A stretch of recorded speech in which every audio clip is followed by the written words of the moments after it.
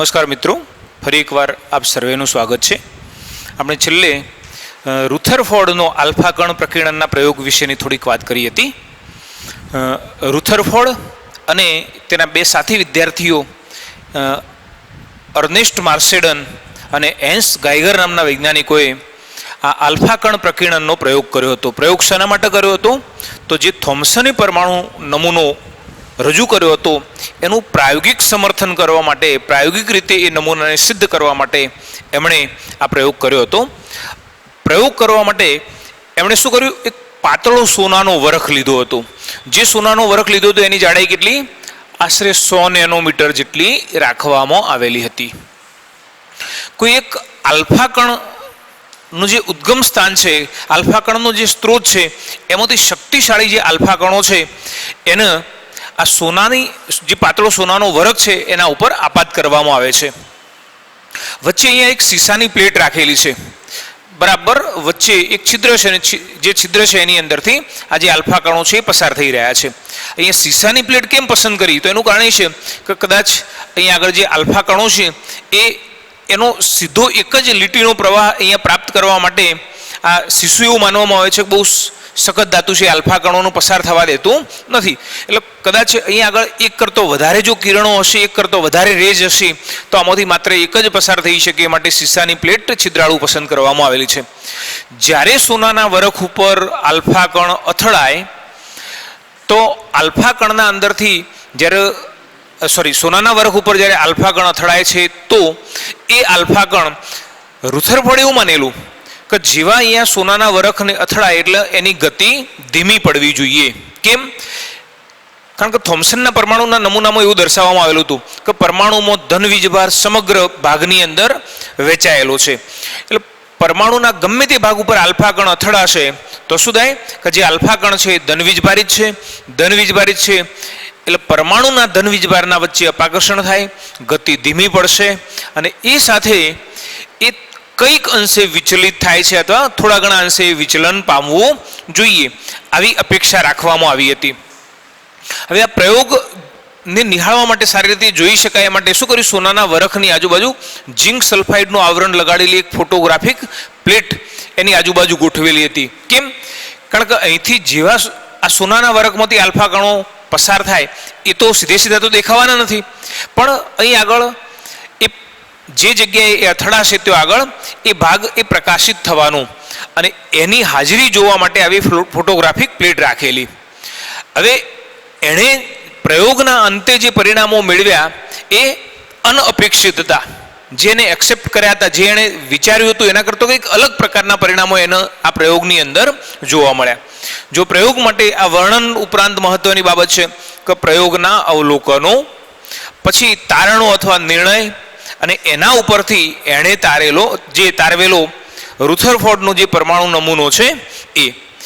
મેં પહેલાં કહ્યું એમ કે રુથરફોર્ડે જે આ પ્રયોગ કર્યો એ જેના જોડે એ અભ્યાસ કરતો હતો એવા થોમ્સનનો જે પરમાણુ નમૂનો હતો એનો પ્રૂફ કરવા માટે પ્રયોગ કરતો હતો, પણ પરિણામો કંઈક અલગ પ્રકારના મળ્યા અને પરિણામો જ્યારે અલગ પ્રકારના મળ્યા તો એને કહેવું પડ્યું કે થોમ્સનનો પરમાણુ નમૂનો ખોટો છે અને એણે પોતે પરમાણુનો નમૂનો કેવો હશે એ દર્શાવવા માટેનો પ્રયત્ન કર્યો. તો એ કેવા અવલોકન જોવા મળ્યા એની આપણે વાત કરીએ. અવલોકનો. સૌથી પહેલું કે મોટા ભાગના આલ્ફા કણો સોનાના વરખમાંથી સીધા પસાર થઈ ગયા. એણે તો એવું અનુમાન કર્યું હતું કે જેવો આ આલ્ફા કણ સોનાના વરખને અથડાય એટલે બધા જ આલ્ફા કણની ગતિ ધીમી પડવી જોઈએ અને દરેકે દરેક આલ્ફા કણ એ કંઈક અંશે કોણીય રીતે વિચલન પામવું જોઈએ. પણ એણે અહીંયા જોયું કે મોટાભાગના આલ્ફા કણો હતા એ વરખમાંથી સીધા પસાર થઈ ગયા હતા. હા, આપાત કરવામાં આવેલા જે આલ્ફા કણો છે પૈકીના થોડાક આલ્ફા કણો એ કોણીય રીતે વિચલન પામે છે. બીજું, આલ્ફા કણો પૈકીના ખૂબ જ થોડા કણો કોણીય વિચલન પામે છે. અને એક બીજી બાબત એમણે જોઈ કે કેટલાક આલ્ફા કણ એવા હતા કે જે આ સોનાના વરખને અથડાઈ અને એની એ જ દિશામાં પાછા ફરતા હતા. અર્થાત એમ કહીએ ખૂબ જ ઓછા, કેટલા 20,000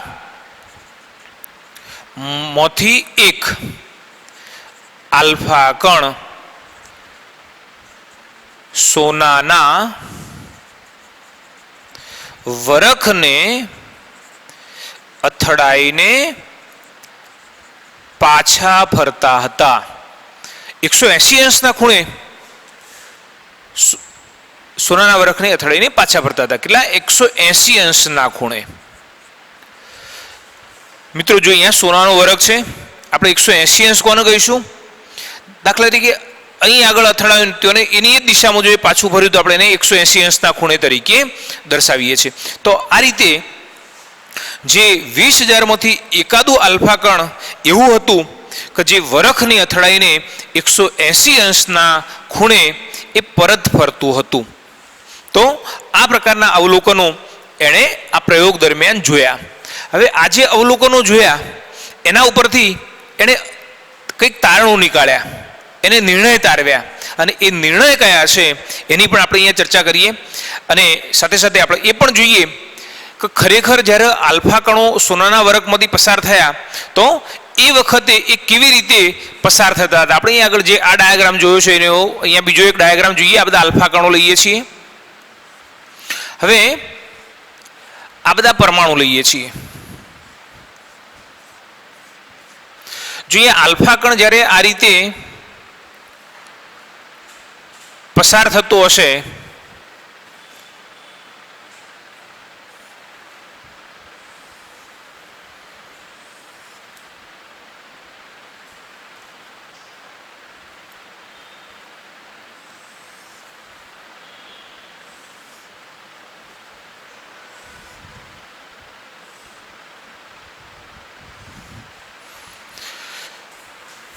જોઈએ કેટલાક આલ્ફા કણો એ જ્યારે આ પરમાણુમાંથી આપણે જે અહીંયા બતાવ્યા છીએ બધા સોનાનો વરખ છે ને એની અંદર રહેલા પરમાણુઓનું એક સ્તર છે.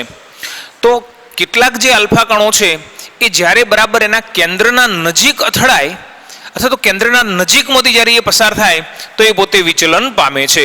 આપણે અહીંયા આ પણ બતાવી દઈએ કે આ પણ ધારો કે વિચલન પામે છે થોડા ઘણા પ્રમાણમાં. પણ જે કેન્દ્રથી થોડાક દૂર પસાર થાય છે એ વિચલન પામતા નથી. આમાં તમે જોઈ શકો છો કે જો આ કેન્દ્રના નજીક ગયું તો વિચલન પામ્યું, આ કેન્દ્રના નજીકથી પસાર થયું તો વિચલન પામ્યું. પણ બાકીના બધા જે છે એ કેન્દ્રના નજીકથી પસાર થતા નથી અથવા કેન્દ્રથી થોડાક દૂર છે તો એ વિચલન પામતા નથી. હવે આ અવલોકન ઉપરથી એણે જે તારવેલા જે તારણો છે અથવા જે નિર્ણય છે એની આપણે અહીંયા વાત કરીએ. આપણે અહીંયા જે તારણો લખીશું અથવા જે નિર્ણય લખીશું એ આ અવલોકનના સંદર્ભમાં જ આપણે લખવાના છીએ. જો કહ્યું છે કે મોટાભાગના આલ્ફા કણો સોનાના વરખમાંથી સીધા પસાર થઈ ગયા. તમે જુઓ કે દાખલા તરીકે આ પરમાણુ છે. હવે પરમાણુમાંથી જે આલ્ફા કણ છે સીધો પસાર થઈ ગયો એટલે એનો અર્થ એવો થયો કે જે ધન વીજભાર છે એ આ પરમાણુના અંદર રહેલો જે ધન વીજભાર છે અહીંયા નહીં હોય, અને જો અહીંયા હોત તો એ વિચલન પામ્યો હોત. બરાબર ને? તો મોટાભાગના પરમાણુઓ એના કેન્દ્ર મતલબ કે પરમાણુમાંથી સીધા આલ્ફા કણો પસાર થઈ જાય છે તો પરમાણુનો મોટાભાગનો વિસ્તાર ખાલી હોવો જોઈએ. એટલે અહીંયા પહેલું તારણ એણે એવું કાઢ્યું કે મોટાભાગના આલ્ફા કણો વરખમાંથી સીધા પસાર થઈ જતા હોવાથી પરમાણુનો મોટા ભાગનો વિસ્તાર ખાલી હોવો જોઈએ. થોમ્સને પોતાના પરમાણુના નમૂનાની અંદર શું બતાવ્યું હતું કે જે ધન વીજભાર છે એ અર્થે દરેક જગ્યાએ વહેંચાયેલો છે. પણ આ પરિણામ એવું બતાવે છે કે પરમાણુના અંદરથી આલ્ફા કણો વર્ગમાંથી સીધા પસાર થઈ જાય છે. તો એનો અર્થ એવો થયો કે પરમાણુનો મોટા ભાગનો જે વિસ્તાર છે કેવો હોવો જોઈએ? ખાલી હોવો જોઈએ. ધન વીજભાર એની દરેક જગ્યાએ વહેંચાયેલો હશે નહીં. આપણે આ બીજા નંબરનો મુદ્દો જોઈએ કે આલ્ફા કણો પૈકીના ખૂબ જ થોડા કણો કોણીય વિચલન પામે છે. આલ્ફા કણો ઘણા બધા પસાર કર્યા, પણ એમાંથી વિચલન પામવા વાળા બહુ ઓછા હતા. અહીંયા બતાવીએ એના આધારે કે કયા કિરણો વિચલન પામતા હશે. તો જે આલ્ફા કણો સોનાના વરખમાંથી જ્યારે પસાર કરવામાં આવે તો જે કેન્દ્રના નજીકથી પસાર થતા હોય, દાખલા તરીકે આ પરમાણુ અને આ કેન્દ્ર, તો એણે જોયું કે બરાબર જે સેન્ટરના નજીકથી પસાર થતા હોય એ જ આરતે વિચલન પામતા હતા, આ જ આરતે વિચલન પામતા હતા, અથવા આ જ વિચલન પામતા હતા. પણ આ બધા કિરણો સીધા પસાર થઈ જાય છે. તો એનો અર્થ એવું થયો કે પરમાણુનો જે ધન વીજભાર છે એ સમગ્ર પરમાણુમાં વહેંચાયેલો હોવો જોઈએ નહીં, પણ પરમાણુના ખૂબ જ નાના વિસ્તારની અંદર સમાયેલો હોવો જોઈએ. અને આ જે નાનો વિસ્તાર છે એ વિસ્તારને રુથરફોર્ડે પરમાણુ કેન્દ્ર તરીકે દર્શાવ્યો છે. તો આપણે અહીંયા બતાવીએ કે ધન વીજભાર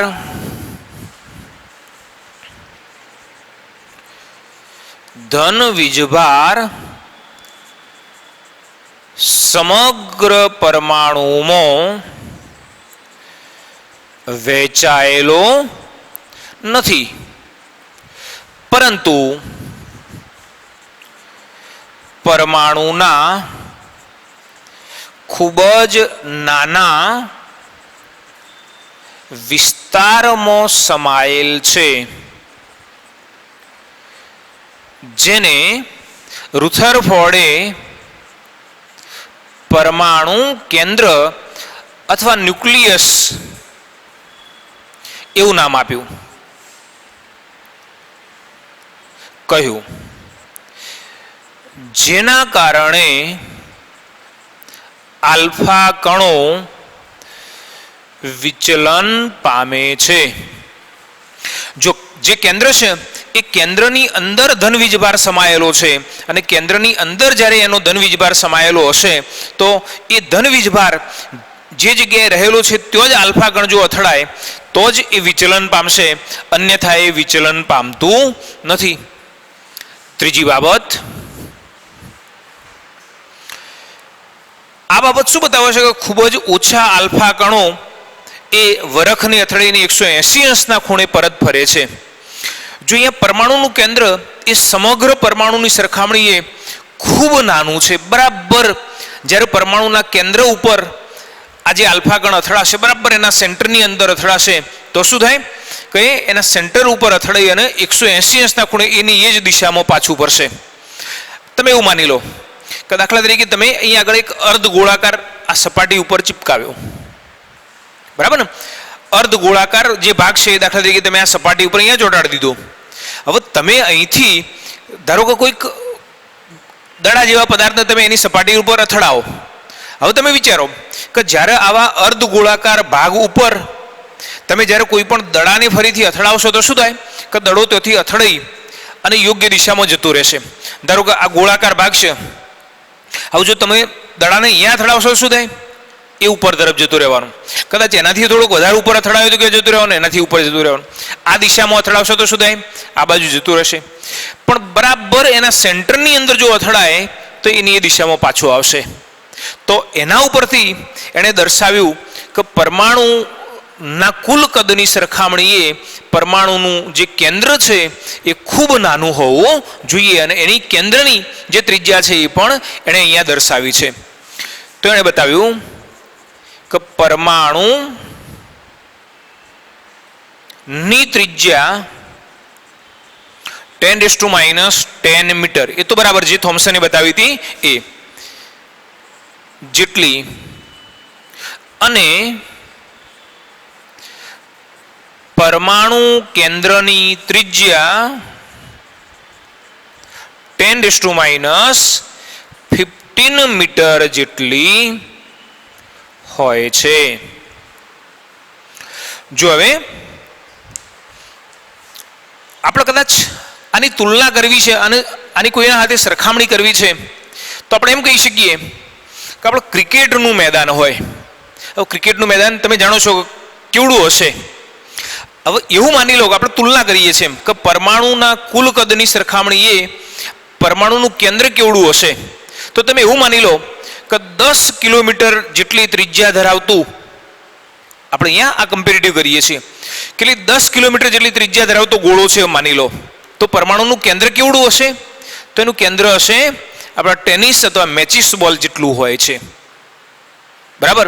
હવે એના ઉપરથી તમે અનુમાન કરી શકો કે સમગ્ર પરમાણુ કેટલો કયો છે? 10 કિલોમીટર જેટલી ત્રિજ્યા બતાવી છે. અને એટલા ભાગની અંદર એનું જે કેન્દ્ર છે કેવડું? તો માત્ર ને માત્ર એક ટેનિસ અથવા મેચિસ બોલના જેટલું હોય છે. તો આનો અર્થ એવો થયો કે પરમાણુના કુલ કદની સરખામણીએ જે પરમાણુના કેન્દ્રનું કદ છે એ ખૂબ નાનું હોય છે. મિત્રો, હવે આમાંથી એકવાર પ્રશ્ન પૂછાયેલો છે, જીની પરીક્ષાની અંદર એક પ્રશ્ન પૂછાયેલો છે.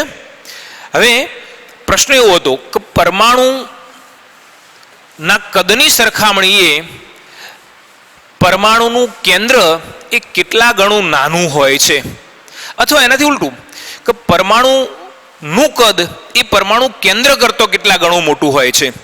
હવે તમે અહીંયા શું કરો? પરમાણુની ત્રિજ્યા કેટલી? 10⁻10 મીટર છે. પરમાણુના કેન્દ્રની ત્રિજ્યા કેટલી? 10⁻15 મીટર છે. તમે સીધું બતાવી દેશો કે આ કેટલું? 10⁵ ગણું મોટું છે. બરાબર ને? પણ આ ત્રિજ્યા આપેલી છે.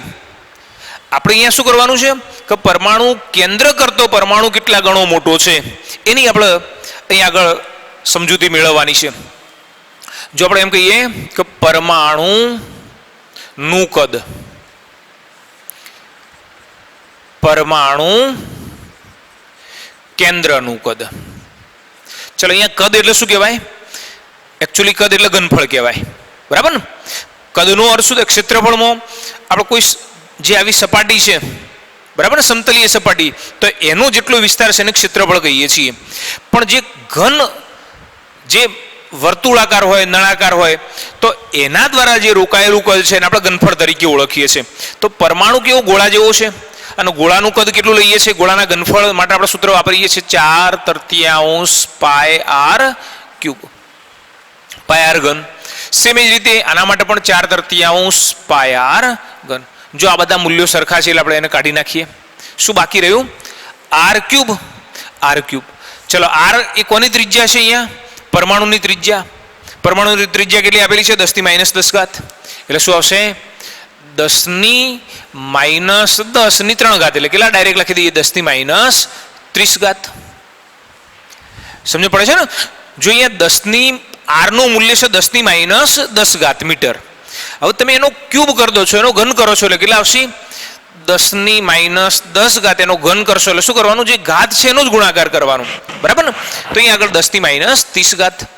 એ જ રીતે અહીં આગળ કેન્દ્રનું કદ, અને કેન્દ્રનું કદ એટલે 4/3 πr3. અહીંયા ત્રિજ્યા કેટલી? 10⁻15 છે. તો શું આવશે? 10⁻15 નો ઘન એટલે શું આવે? 10⁻45. હવે આપણે એનું સાદુરૂપ આપી દઈએ તો શું મળે? પરમાણુનું કદ ભાગ્યા પરમાણુ કેન્દ્રનું કદ. જો આ 10⁻45 છે એને ઉપર લઈ જઈએ તો શું થઈ જાય? +45. અને +45 - 30 એટલે શું આવશે? 10⁻15. તો આપણે આવું લખી શકીએ કે પરમાણુ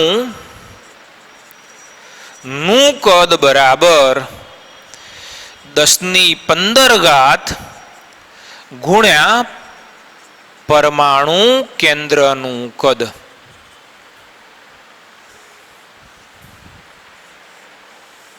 જો તમને દેખાય છે કે પરમાણુનું કદ એ પરમાણુના કેન્દ્રના કદ કરતો કેટલા ગણું? 10⁻15 ગણું મોટું છે. આ 10⁻15 ગણું મોટું છે માટે તમે આને 10⁻15 વડે ગુણ્યા છે. બરાબર ને? અથવા એમ પણ કહી શકીએ કે જે પરમાણુ કેન્દ્રનું જે કદ છે એ પરમાણુના કદની સરખામણી એ કેટલા ગણું નાનું છે? તો 10⁻15 ગણું નાનું છે.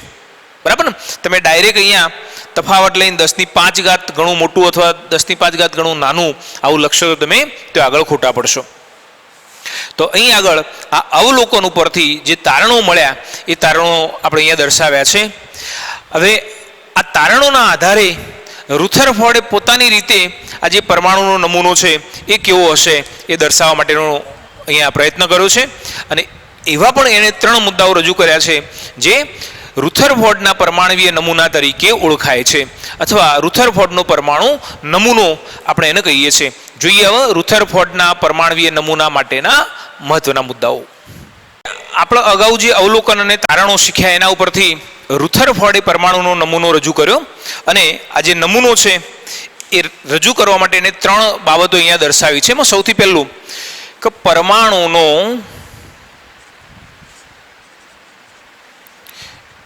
ધનભાર અને મોટા ભાગનું દળ, પરમાણુનો ધનભાર અને મોટા ભાગનું દળ ખૂબ જ ગીચતાથી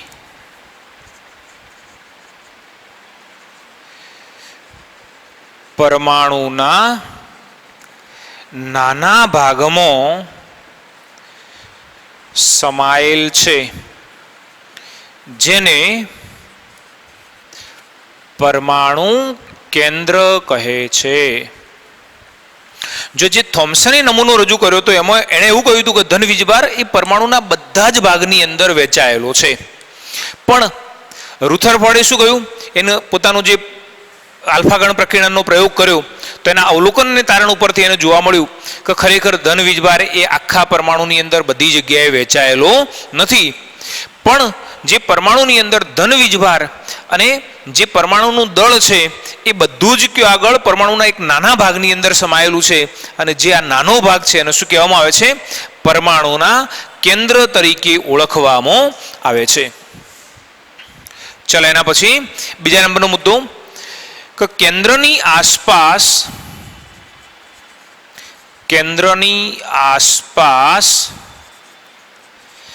ઇલેક્ટ્રોન વર્તુળાકાર માર્ગમાં ફરે છે અથવા ગતિ કરે છે. દાખલા તરીકે એવું કહ્યું કે ભાઈ આ પરમાણુનું કેન્દ્ર, પરમાણુ જે પૂરેપૂરો પરમાણુ લઈએ છીએ તો પરમાણુના અંદર જે કેન્દ્ર છે એ તો બહુ નાનું છે, અને આ રીતે કેન્દ્રની અંદર શું આવેલું છે, તો પ્રોટોન આવેલા છે. જ્યારે જે ઇલેક્ટ્રોન છે એ આ કેન્દ્રની આજુબાજુ વર્તુળાકાર માર્ગની અંદર ફરે છે. એક ચોક્કસ એનો માર્ગ છે, માર્ગની અંદર જે ઇલેક્ટ્રોન છે એ આ રીતે સતત ગતિ કરે છે. હવે ત્રીજો મુદ્દો, કેન્દ્ર અને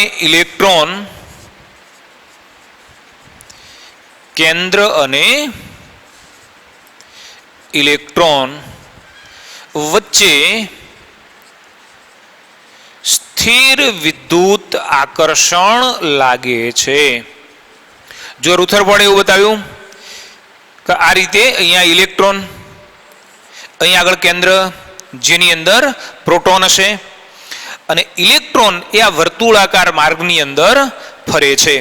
અહીંયા બંનેના વચ્ચે સ્થિર વિદ્યુતીય આકર્ષણ લાગે છે. જો અહીં આવતા રુથરફોર્ડ ફસાયા. કેમ? એમણે એવું કહ્યું કે જો કદાચ પ્રોટોન અને ઇલેક્ટ્રોન બંને વચ્ચે આકર્ષણ લાગે તો શું થઈ જાય, કો તો પ્રોટોન આ બાજુ જતો રહેશે ને કો તો ઇલેક્ટ્રોન આ બાજુ આવતો રહેશે, બરાબર ને? અને એટલા માટે આ બંને એકબીજાના નજીક આવી જાય. પણ નજીક નથી આવતા એવું બતાવવા માટે એણે શું કહ્યું કે ઇલેક્ટ્રોન એ કેન્દ્રની આજુબાજુ વર્તુળાકાર માર્ગે ફરે છે, અને તે આગળ રુથરફોર્ડ ખોટા પડ્યા. અથવા આપણે એમ કહીએ કે જે એમણે રીઝન બતાવ્યું એ સાચી રીતે બતાવી શક્યા નથી. તો આજે આપણે અહીંયા કહ્યું એ રુથરફોર્ડનો પરમાણવીય નમૂનો છે. ઘણી બધી બાબતો એના અંદર સાચી, પણ કેટલીક બાબતોમાં એ ખોટું છે.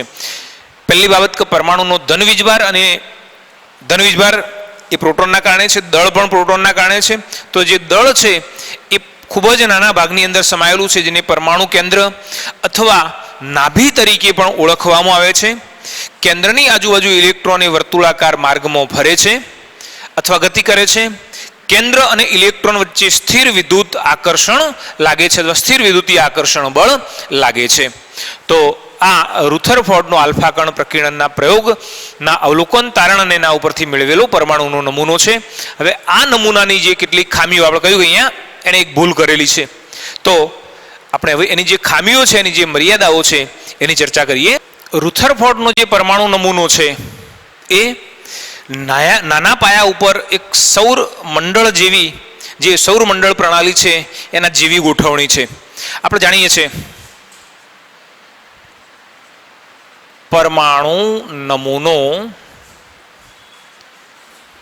સૌર મંડળ જેવી નાની પ્રણાલી છે, જેમાં સૂર્યની આસપાસ ગ્રહો વર્તુળાકાર માર્ગમાં ફરે છે. તે જ રીતે કેન્દ્ર ની આસપાસ ઇલેક્ટ્રોન વર્તુળાકાર માર્ગમાં ફરે છે. જો અહીંયા રુથરફોર્ડે શું કર્યું, બરાબર જે પરમાણુની ગોઠવણી છે એની તુલના કોના સાથે કરી, સૌર મંડળ સાથે કરી છે, સૌર પ્રણાલી સાથે કરેલી છે. જે રીતે સૂર્ય પોતાની જગ્યા ઉપર સ્થિત છે અને એની આજુબાજુ જે ગ્રહો છે એ પરિભ્રમણ કરી રહ્યા છે, એક ચોક્કસ પથ ઉપર, ચોક્કસ માર્ગ ઉપર પરિભ્રમણ કરી રહ્યા છે. તો બરાબર એ જ રીતે અહીંયા આ જે પરમાણુ છે એની અંદર જે કેન્દ્ર છે એની તુલના કોના સાથે, સૂર્ય સાથે કરેલી છે. અને જે રીતે પેલા ગ્રહો એ વર્તુળાકાર માર્ગમાં સૂર્યની આસપાસ ફરે છે, એ રીતે જે ઇલેક્ટ્રોન છે અહીંયા ઇલેક્ટ્રોન ગ્રહની સાથે સરખાવ્યા છે. તો એ કેન્દ્રની આજુબાજુ વર્તુળાકાર માર્ગ ઉપર ફરી રહ્યા છે. કેન્દ્ર અને ઇલેક્ટ્રોન વચ્ચેનું કુલંબિક આકર્ષણ બળો એ આપણે આ રીતે બતાવીએ છીએ.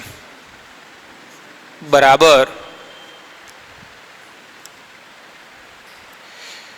K into Q1 upon Q2 R square આપણે આ રીતે બતાવીએ છીએ. ચલો જુઓ, અહીંયા Q1 અને Q2 એ વીજભારો છે. કોના કોના વીજભારો છે? તો જે કેન્દ્ર અને ઇલેક્ટ્રોન છે એના વીજભારો. દાખલા તરીકે તમે આને Q1 તરીકે ઓળખો છો, તો આને Q2 કહેવાના. આને Q2 કહીએ છીએ, તો આને Q1 કહેવાના. તો Q1 અને Q2 એ વીજભારો છે. R વીજભારો વચ્ચેનું અંતર છે. બરાબર ને? જે બે વીજભારો છે એમના વચ્ચેનું જે અંતર છે એ R છે. અને K એ સમપ્રમાણતાનો અચળાંક છે. હવે તમે બરાબર આ જ પ્રકારનું સૂત્ર એ સૌર પ્રણાલી માટે જાણો છો કે દાખલા તરીકે સૌર પ્રણાલીની અંદર કોઈ પણ બે પદાર્થો, મતલબ આપણે જાણીએ છીએ કે પૃથ્વી અથવા તો કોઈ પણ આજે આખું આ જે પ્રણાલી છે એની અંદર તમે કોઈ પણ જગ્યાએ જુઓ છો તો કોઈ પણ બે પદાર્થો વચ્ચેનું જે ગુરુત્વાકર્ષણ બળ આપણે માપીએ છીએ એ કેવી રીતે નક્કી કરીએ છીએ? તો બે પદાર્થો વચ્ચેનું ગુરુત્વાકર્ષણ બળ, પછી એ બે પદાર્થો કયા હોય? સૂર્ય અને પૃથ્વી પણ હોઈ શકે, પૃથ્વી અને ચંદ્ર પણ હોઈ શકે, દાખલા તરીકે આપણા અને પૃથ્વી વચ્ચે લાગતું જે બળ છે એ પણ હોઈ શકે, ગમે તેમ. તો એનું મૂલ્ય G into M1 M2 upon R square જેટલું હોય છે. હવે તમે જુઓ કે અહીંયા M1 અને M2 શું છે? M1 અને M2 એમના દળ છે. કોના? જે બે પદાર્થોની આપણે વાત કરીએ છીએ એમના. R એમના વચ્ચેનું અંતર છે અને G એ ગુરુત્વાકર્ષણનો અચળાંક છે. તો બરાબર આ જે પરમાણુ માટે પરમાણુની અંદર કેન્દ્ર અને ઇલેક્ટ્રોન વચ્ચેનું જે કુલંબિક આકર્ષણ છે એ અહીંયા બે પદાર્થો વચ્ચે લાગતા જે ગુરુત્વાકર્ષણ બળ છે એના સાથે બરાબર સામ્યતા ધરાવે છે અને આ સામ્યતા ધરાવતું હોવાથી જ આ જે રુથરફોર્ડ છે એણે એની તુલના એ આવી સૌર પ્રણાલી સાથે કરેલી છે. હવે અહીંયા પ્રશ્ન હવે ઊભો થાય છે. શું પ્રશ્ન ઊભો થાય? તો કોઈ પણ કક્ષામાં ગતિ કરતો પદાર્થ એ પ્રવેગિત થાય છે. હવે આમ તો પ્રવેગિત થવું એનો અર્થ શું થાય? તમે કદાચ ફિઝિક્સના અંદર શીખ્યા હશો અથવા તમે શીખશો કે સમય સાથે એનો વેગ બદલાતો જાય તો આપણે એમ કહીએ છીએ કે એ પ્રવેગિત થાય છે. આમ તો કક્ષાની અંદર દાખલા તરીકે આપણે એવું કહીએ છીએ કે આપણો સૂર્ય અને સૂર્યના આજુબાજુ પૃથ્વી આરતે વર્તુળાકાર માર્ગની અંદર એક સરખી ઝડપથી ગતિ કરી રહી છે, પણ એમ છતાંય એ પ્રવેગિત થાય છે એવું કહીએ છીએ. કેમ? તો એનું કારણ એ છે કારણ કે પ્રત્યેક ક્ષણે દાખલા તરીકે આ પૃથ્વી અને આ સૂર્ય, તો અત્યારે આ જે પૃથ્વીની દિશા છે કેવી આ રીતે છે. હવે જેવી પૃથ્વી અહીંથી થોડીક આ બાજુ આગળ આવશે એટલે તરત સુધી જાય દિશા બદલી જાય, હજી આગળ આવશે એટલે દિશા બદલી જાય. તો પ્રત્યેક ક્ષણે એની દિશા બદલાય છે અને દિશા બદલાઈ તો આપણે એવું કહીએ છીએ કે અહીંયા જે પ્રવેગ છે એ કેવી સદિશ રાશિ છે. બરાબર ને? પ્રવેગ એટલે વેગમાં થતો ફેરફાર. આમ તો ઝડપ એટલી જ રહેશે પણ અહીંયા એની દિશા બદલાય છે એટલે આપણે એવું કહીએ છીએ કે એનો વેગ બદલાય છે અને વેગ બદલાય છે એટલે પ્રવેગિત થાય છે. બરાબર ને? તો અહીંયા કોઈ પણ પદાર્થ જ્યારે કક્ષાની અંદર ગતિ કરતો હોય ત્યારે એ પદાર્થ પ્રવેગિત થાય છે. અને બરાબર આ જ રીતે ઇલેક્ટ્રોન પણ જ્યારે કેન્દ્ર ની આસપાસ ગતિ કરતો હોય ત્યારે પ્રવેગિત થાય છે. હવે જે મેક્સવેલ નામના વૈજ્ઞાનિકે અહીંયા એક સિદ્ધાંત રજૂ કર્યો. મેક્સવેલ ના વિદ્યુતીય સિદ્ધાંત અથવા વિદ્યુત ચુંબકીય સિદ્ધાંત મુજબ આપણે અહીંયા વિદ્યુત ચુંબકીય લખી દઈએ. વિદ્યુત ચુંબકીય સિદ્ધાંત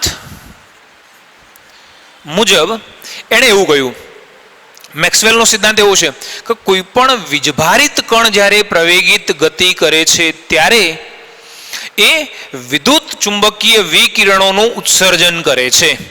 અને જ્યારે વિદ્યુત ચુંબકીય વિકિરણોનું ઉત્સર્જન કરશે તો એના પરિણામે એની શક્તિ ઘટશે. અને જો શક્તિ ઘટશે તો જે ઇલેક્ટ્રોન છે ફિક્સ માર્ગમાં નહીં ગતિ કરે, એ ધીમે ધીમે કેન્દ્ર તરફ આકર્ષિત થવાનો. જો આપણે સમજીએ કે દાખલા તરીકે આ પરમાણુનું કેન્દ્ર અને આ ઇલેક્ટ્રોન જે માર્ગની અંદર એ ફરી રહ્યો છે એ માર્ગ આપણે જેને કક્ષા તરીકે પણ ઓળખીએ છીએ. મેક્સવેલ શું કહે છે કે કોઈ પણ વીજભારિત કણ, આ ઇલેક્ટ્રોન એ વીજભારિત કણ છે અને આવો જ્યારે વીજભારિત કણ એના પોતાના વિદ્યુત ચુંબકીય સિદ્ધાંત અનુસાર જ્યારે આ રીતે વર્તુળાકાર માર્ગમાં ગતિ કરે છે ત્યારે એ શું કરશે? વિદ્યુત ચુંબકીય વિકિરણો ઉત્સર્જિત કરે છે. બરાબર ને? હવે વિદ્યુત ચુંબકીય વિકિરણ કોને કહેવાય? તો મેં કદાચ અગાઉ કહ્યું છે કે પ્રકાશ જેવા તરંગો અથવા કોઈ પણ એવા જે સૂક્ષ્મ ઉર્જા ધરાવતા જે આવા તરંગો ઉત્પન્ન થાય એને વિદ્યુત ચુંબકીય વિકિરણ તરીકે ઓળખીએ છીએ. તો એવા વિકિરણો આના અંદરથી ઉત્સર્જિત થાય છે. આપણે બીજી રીતે કહીએ કે ચલો દાખલા તરીકે આ પરમાણુ એ ધન વીજભારિત છે, ઇલેક્ટ્રોન એ ઋણ વીજભારિત છે. હવે આ જે ઇલેક્ટ્રોન છે એ શું કરે છે? કેન્દ્રની આજુબાજુ સતત દોડ્યા જ કરે છે, દોડ્યા જ કરે. બરાબર ને? આનો ધન વીજભાર છે, આનો ઋણ વીજભાર છે. બરાબર ને? અહીંયા પ્રોટોન છે, આનો ધન વીજભાર છે, આનો ઋણ વીજભાર છે. એટલે આ પ્રોટોન તો પોતાની જગ્યા ઉપરથી ખસી શકતો નથી, પણ એ શું કરે છે? ઇલેક્ટ્રોનને આમંત્રણ આપે છે કે તું નજીક આવી જા. ઇલેક્ટ્રોન શું કહે છે કે ના, હું નજીક નહીં આવું. બરાબર ને? પણ હવે તમે જુઓ કે દાખલા તરીકે અહીં આગળ ઇલેક્ટ્રોન સતત આ રીતે દોડ્યા જ કરે તો શું થાય? થાકવાનું, બરાબર છે. એના અંદર રહેલી જે શક્તિ છે એ ઓછી થવાની. અને અહીંયા આ નિયમ એવું કહે છે કે કેન્દ્રની આજુબાજુ જે ઇલેક્ટ્રોન છે, જેટલી એની ઉર્જા વધુ હશે એટલો ઇલેક્ટ્રોન દૂર હશે, અને જેટલી એની ઉર્જા ઘટશે એટલો એ કેન્દ્રના નજીક આવતો જવાનું. તો અહીંયા ભલે એ ના પાડે છે કે ભાઈ મારે તારી પાસે આવવું નથી, મારે તો આના આ જ માર્ગમાં દોડ્યા કરવું છે, પણ એની ઉર્જા ઘટતી જાય છે. બીજા શબ્દોમાં આપણે એમ કહીએ કે આ વિદ્યુત ચુંબકીય વિકિરણો ઉત્પન્ન થાય છે. હવે જે વિદ્યુત ચુંબકીય વિકિરણ ઉત્પન્ન થયું એને પોતાની ઉર્જા છે. અર્થાત આપણે એમ કહીએ કે જેવું વિદ્યુત ચુંબકીય વિકિરણ આમાંથી ઉત્પન્ન થાય એ સાથે આની ઉર્જા ઘટે, બરાબર ને? અને એવું નહીં કે એક જ વખત ઉત્પન્ન થયું, એક વિકિરણ ઉત્પન્ન થઈ ગયું, અંદરથી નીકળી ગયું એટલે બીજું નીકળી ગયું એટલે ત્રીજું, અને જેટલા આવા વિકિરણ અંદરથી બહાર જતા જ જાય તો એ સાથે શું થાય? એની ઉર્જા ઘટતી જાય.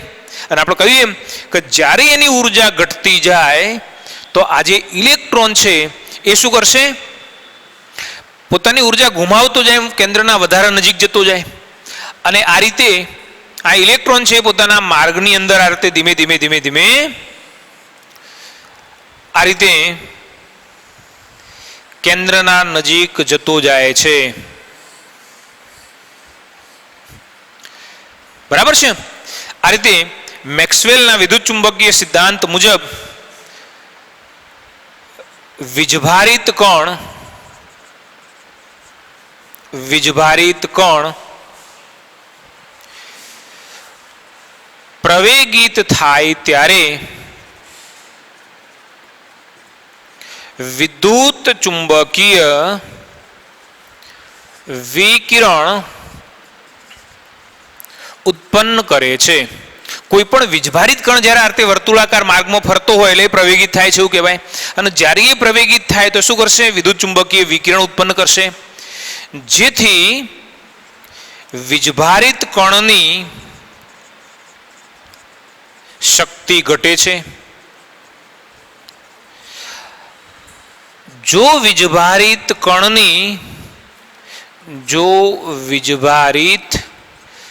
કણની શક્તિ ઘટે તો તે કેન્દ્રની નજીક જાય છે, બરાબર ને? આપણે અહીંયા બતાવ્યું કે જ્યારે કણ પ્રવેગિત થાય ત્યારે શું થાય? એ વિકિરણ ઉત્સર્જિત કરશે, અને વિકિરણ ઉત્સર્જિત કરશે તો એના પરિણામે કણની શક્તિ ઘટશે. જો કદાચ કણની શક્તિ ઘટશે તો જે વીજભારિત કણ છે એ કેન્દ્રની નજીક જવાનું, અને કેન્દ્રની નજીક જાય તો એક તબક્કો એવો આવશે કે બરાબર એ કેન્દ્રના અંદર સમાઈ જાય. અને આ માટેનો સમય કેટલો લાગશે? 10⁻8 સેકન્ડ જેટલો સમય લાગે છે. ઇલેક્ટ્રોનને તમે અહીંયા મૂક્યો તેને અહીંયા આવતો કેટલો સમય લાગશે? 10⁻8 સેકન્ડ જેટલો સમય લાગે છે. તો એનો અર્થ એવો થયો કે ઇલેક્ટ્રોન એ જ્યારે પણ આ રીતે વર્તુળાકાર માર્ગમાં ફરવાનો પ્રયત્ન કરશે તો તે રહી જ નહીં શકે, બરાબર ને? કયો આગળ આવી જાય? કેન્દ્રની અંદર આવી જાય, બરાબર? તો મેક્સવેલના સિદ્ધાંત પ્રમાણે આ જે રુથરફોર્ડનો પરમાણુ નમૂનો છે એ એવું કહે છે કે અહીંયા ઇલેક્ટ્રોન બહાર રહેશે જ નહીં. કયો આગળ આવી જાય? કેન્દ્રની અંદર આવી જાય. હવે પ્રશ્ન એ થાય કે તો પછી સૌરમંડળની અંદર કેમ આવું નહીં થતું હોય? સૂર્યની આજુબાજુ જ્યારે ગ્રહો ગતિ કરતા હોય તો કોઈ ગ્રહ તો સૂર્યના આજુબાજુ બહુ નજીક જતો રહેતો નથી. અહીંયા કહ્યું છે, જુઓ કે મેક્સવેલના વિદ્યુત ચુંબકીય સિદ્ધાંત મુજબ વીજભારિત કણ પ્રવેગિત થાય. હવે આપણે જાણીએ છીએ કે પૃથ્વી એ વીજભારિત નથી, એનો કોઈ વીજભાર નથી. આ નિયમ કોને લાગુ પડે? મેક્સવેલનો સિદ્ધાંત કોને લાગુ પડશે? વીજભારિત કણને જ લાગુ પડે. એટલે સૌર પ્રણાલીમાં આવી સિસ્ટમ ઉદ્ભવતી નથી. પણ અહીંયા ઇલેક્ટ્રોન એ વીજભારિત છે, એટલે ઇલેક્ટ્રોન એ વિકિરણ ઉત્પન્ન કરે. જો વિકિરણ ઉત્પન્ન કરે તો શક્તિ ઘટે તો ઇલેક્ટ્રોન કેન્દ્રના નજીક આવે, અને કેટલા સમયની અંદર? 10⁻8 જેટલા સેકન્ડ જેટલા સમયગાળાની અંદર એ કેન્દ્રના નજીક સમાશે. અને એના પરિણામે એ આ રીતે કેન્દ્રની અંદર સમાઈ જાય, મતલબ કે ઇલેક્ટ્રોન એ સ્થિર રહી શકતો નથી. આપણે એમ કહીએ કે આમ રુથરફોર્ડનો પરમાણુ નમૂનો એ પરમાણુની સ્થિરતા સમજાવતો નથી. બીજી બાબત કે રુથરફોર્ડે એના પરમાણુના નમૂનાની અંદર ઇલેક્ટ્રોનની ગોઠવણી કેવી રીતે થયેલી છે એનો કોઈ ઉલ્લેખ કર્યો નથી. રુથરફોર્ડના પરમાણુ નમૂનામાં ઇલેક્ટ્રોનની ગોઠવણી વિશે કોઈ માહિતી નથી. ઇલેક્ટ્રોન એ કેન્દ્રની આજુબાજુ છે, પણ ઇલેક્ટ્રોન કેવી રીતે ગોઠવાયેલા છે એના વિશેની કોઈ માહિતી આ સિદ્ધાંતની અંદર આપવામાં આવી નથી. તો આ રુથરફોર્ડના જે પરમાણુ નમૂનો છે એની ખામીઓ અથવા એની મર્યાદાઓ છે. નેક્સ્ટ ટોપિક આગળ લઈશું.